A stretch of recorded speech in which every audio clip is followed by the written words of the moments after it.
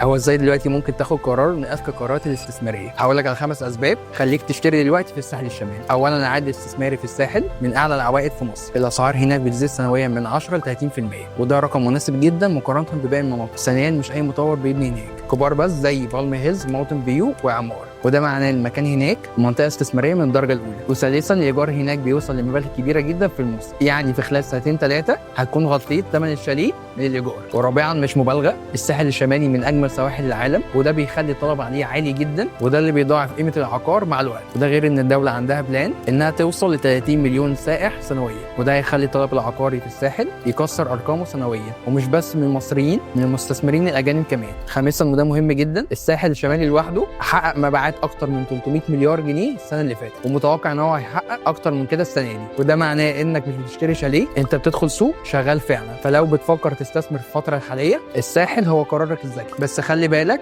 ان مش كل الاختيارات بتكون مناسبه، وده دورنا معاك اننا نوصلك لاعلى قيمه استثماريه. اتكلمنا دلوقتي عشان تعرف انسب فرصه ليك، سواء شاليه او فيلا او استلام فوري تقسيط طويل. كنت معاكم محمد صبري من دجله هاوس.